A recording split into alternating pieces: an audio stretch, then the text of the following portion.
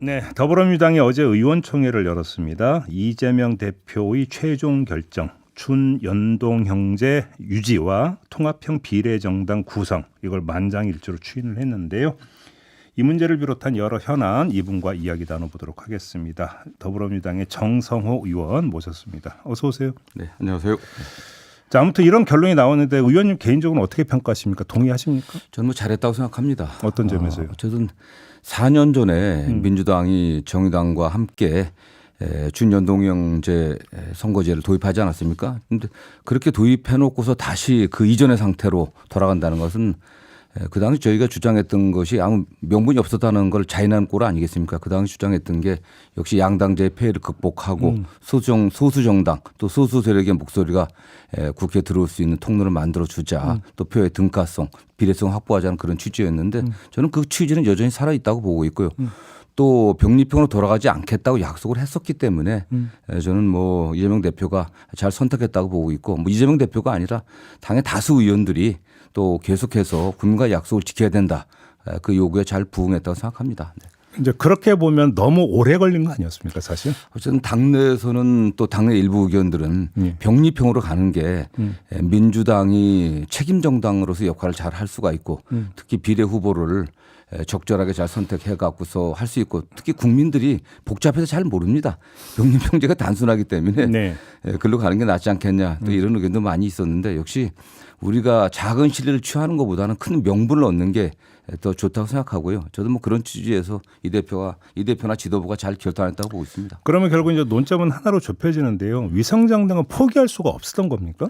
지금 위성정 현재의 선거 제도를 그대로 간다고 하면 준연동형으로 가야 되는데 만약 그 위성정당을 뭐 준위성정당을 만들지 않는다고 하면 사실상 비례대표를 포기하는 꼴이 되기 때문에 네네. 민주당이 다수당이 되는데 굉장히 어려움이 있고요. 그렇게 됐을 때 지금 현재 민주당의 가장 큰 과제는 윤석열 정부의 무능과 폭주를 심판해야 되는데 거기에 중대한 어떤 장애가 생긴다고 본 것 같습니다. 네. 그래요. 네. 자, 아무튼 그래서 통합형 비례 정당을 이제 만들기로 했습니다. 중요한 거는 이제 악마는 디테일에 있다고. 네네. 여기서부터가 이제 예, 그 복잡한 거 네, 아니겠습니까? 그렇습니다. 네, 네.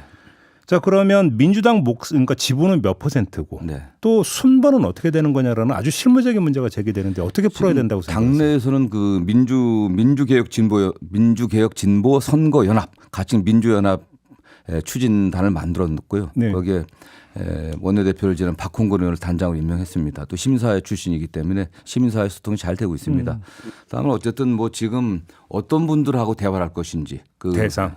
연대의 대상들 그 범위라든가 그다음에 비례대표의 어떤 배치 문제 이런 것들 이제 논의를 시작해야 되는데요. 어쨌든 민주당의 책임 정당 아니겠습니까? 그렇기 때문에 지금 비례대표 본래의 취지 각계의 그 전문성 있는 분들을 영입하고 하는 그런 측면들을 고려했을 때 그래도 민주당이 더 그런 인적 자원이 더 많지 않겠습니까? 그런 것들이 좀 고려돼야 될 것을 보고 있습니다. 네. 자, 일단 그러면 대상에서 네. 녹색 정의당도 통합 비례 정당의 대상이 되는 겁니까 안 되는 겁니까? 전 지금 단계에서는 확정도 된다 안 된다라고 말씀드리긴 좀 그렇고요.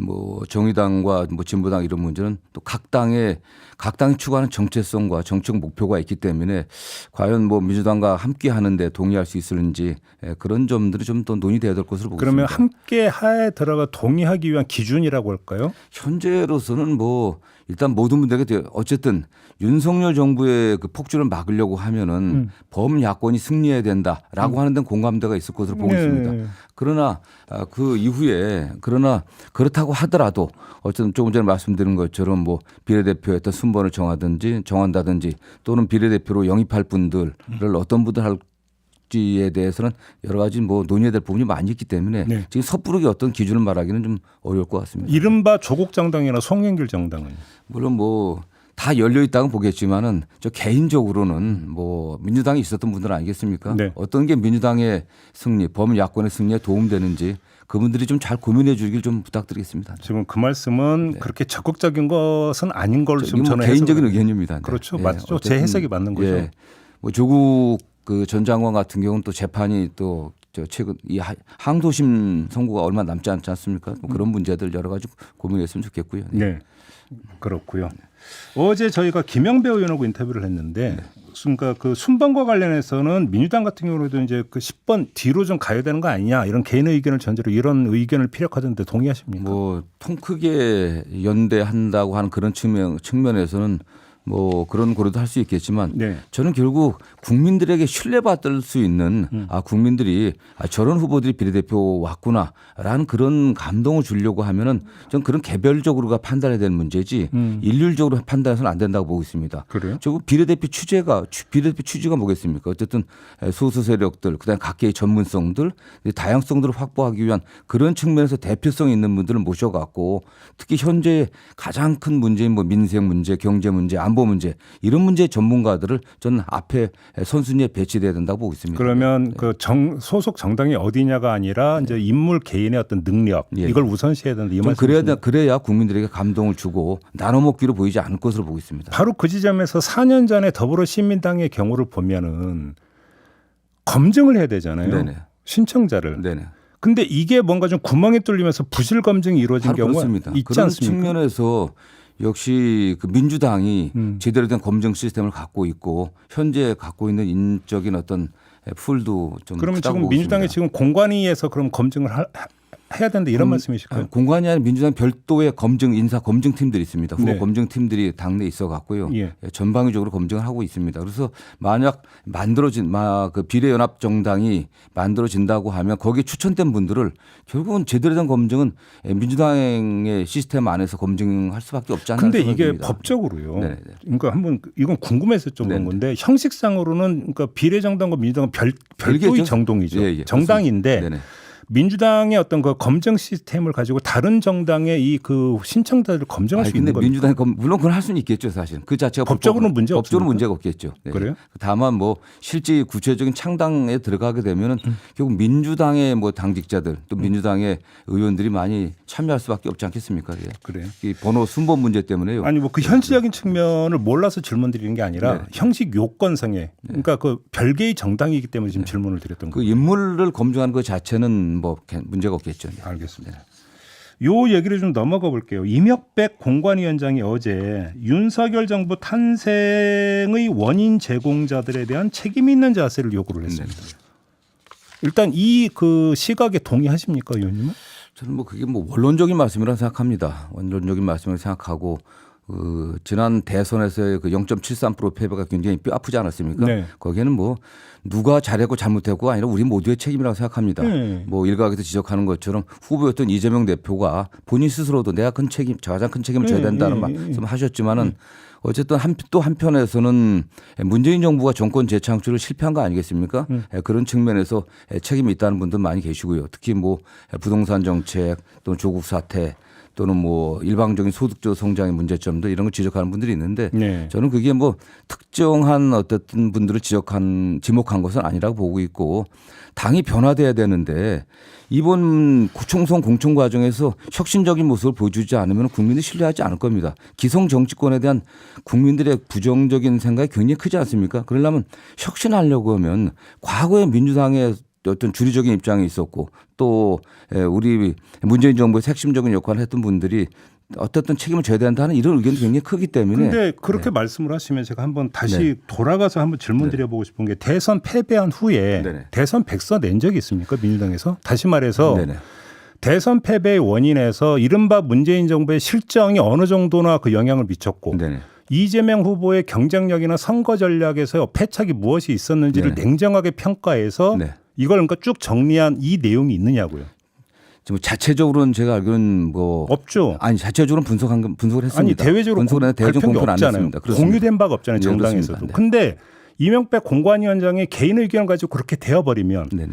그리고 또 이걸 가지고 그냥 가버리면 네네. 본말이 뒤집혀 있는 거 아닙니까? 근데 뭐 이명백 그 공관위원장의 말씀이 원론적인 거기 때문에 네. 그게 무슨 뭐 어쨌든 그 공천 과정의 기준이 되거나 그러지는 않을 거라고 보고 있습니다. 공천 과정에서는 어쨌든 전반적인 평가를 할 것을 보고 있고요.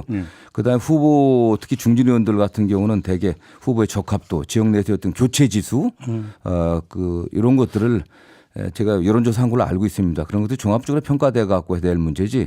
뭐 이명박 교수가 말씀하신 그 부분 갖고서 뭐 과거 정부에 있었기 때문에 공천에서 뭐 부적합하다 이런 결론을 낼 수는 저는 없다고 보고 있습니다. 지금은 그 의원님께서는 원론적인 발언이라고 말씀하셨지만 네. 언론은 바로 받아가지고 네. 특정 후보자, 그러니까 신청자들의 이름을 지금 거명을 하고 있지 않습니까? 그래서 질문드리는 거거든요. 근데 뭐 그렇게 될 수는 없을 거라고 보고 있습니다. 다만 지역 내에서 예. 또 후보 개인 한 분 한 분이 지역 내에서 지역 그 유권자들과 어느 정도 소통해 갖고 어떤 정도 지지를 받는지가 다 그런 것들을 지금 다 함께 종합적으로 보고 있거든요. 네. 네, 그렇게 같이 고려될 것으로 보고 있습니다. 네. 그래요. 아무튼 근데 그 여러 언론이 지금 공천 과정을 어떤 구도에서 지금 그 보도를 하고 있냐면 그러니까 친문 구도에서 지금 보도를 하고 있는데 네네. 이건 되게 왜곡된 프레임이라고 저는 생각합니다. 왜곡된 프레임이라고 생각합니다. 저는 당내에서 어떤 후보들을 친명이라고 보고 민주당이 지금 165명이 국회에 있지 않습니까? 불출마하시는 분들 빼고 한 대충 한 150명 정도가 네.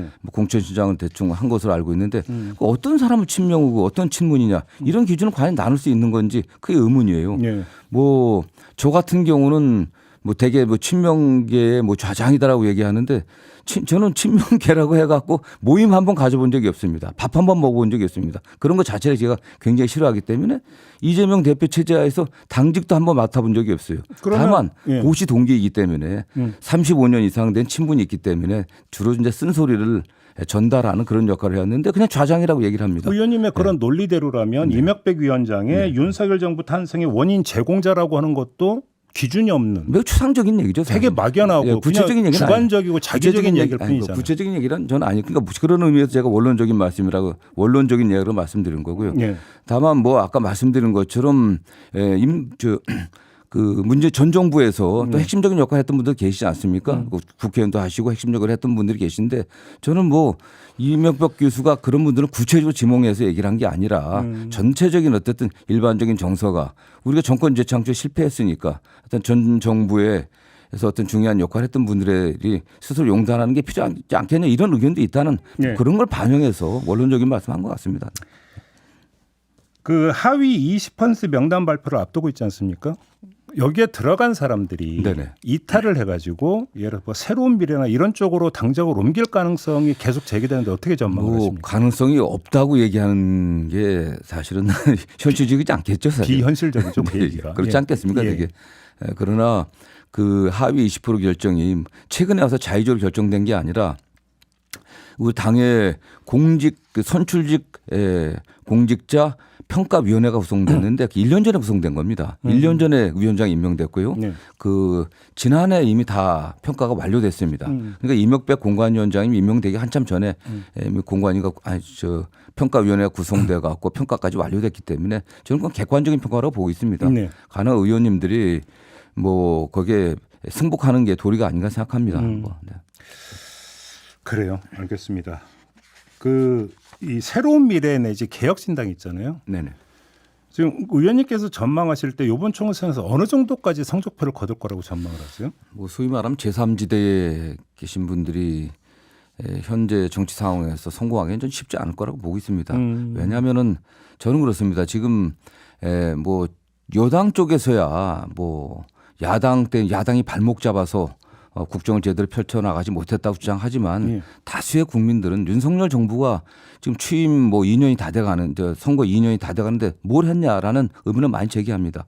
저는 이재명 당대표를 뭐 사법 처리하는 거 외에는 아무것도 한 게 없었다고 저는 생각하고 있거든요. 그런 면에서 윤석열 정부의 심판, 윤석열 정권의 무능과 폭주를 심판하는 게 가장 중요한 시대적 과제고 예. 전 민주당의 목표라고 생각합니다. 그런 의미에서 국민들도 결국 어떤 세력에게 힘을 모아줘야 되지 않겠냐. 저는 이런 관점에서 제3지대가 성공하기 쉽지 않을 거로 보고 있습니다. 네. 그 관련해서 지금 그 경기도 법카 유용 의혹 있지 않습니까? 네네. 관련해서 김혜경 여사를 설 연휴 직후에 공직선거법 위반으로 기소할 것이다. 이런 네. 이야기가 흘러나온다는데 의원님은 어떻게 파악하고 있어요? 정말 이거야말로 뭐라고 하면 좀 표현하기 힘들 정도로 좀 저급한 정치 공작이라고 생각합니다. 재작년도 3월 9일 선거가 끝났습니다. 그때부터 공소시효가 진행돼 갖고 6개월이 돼야 되면 공소시효가 끝나지 않습니까? 이 공범으로 지목된 배모 비서관, 네. 배모 씨가 공소시효 만료 하루 전에 기소가 됐습니다.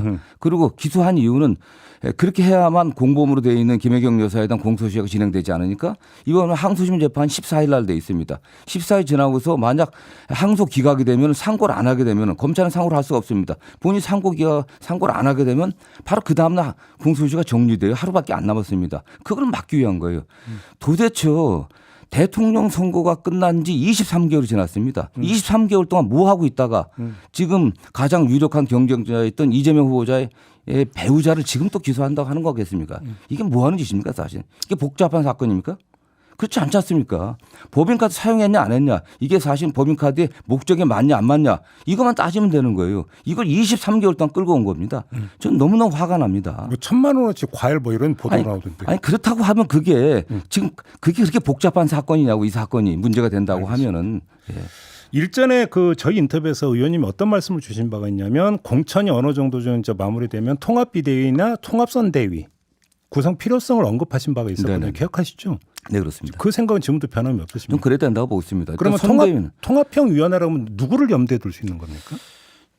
뭐 제가 구체적으로 제가 예를 들어서 김부겸 전 총리나 이런 분들이 만약 의사가 여기 오케이 한다면 모실 수 있다고 보십니까? 어쨌든 뭐 당 안팎에 존경받는 분들 모셔야 될 것이고 특히 민주당의 어쨌든 당원별로 또 지지를 받는 분들을 모셔야 될 텐데 뭐 김부겸 뭐 전 총리나 뭐 정세균 전 총리나 이런 분들 존경받는 분들 아니겠습니까? 네. 원만하고 합리적인 분들이기 때문에 정말 같이 할 수 있다면 좀 매우 좋다고 생각합니다. 통합형 선대위가 되겠네요. 네네, 그러면 예. 비대위가 아니라. 네네. 비대위는 뭐 지도부가 지금 해체돼야 되기 때문에 쉽지는 않을 걸로 보고 있습니다. 알겠습니다. 마지막으로 약간 뭐 껄끄러운 질문이 될 수도 있지만 일각에서는 친명 중진 양보론. 네네.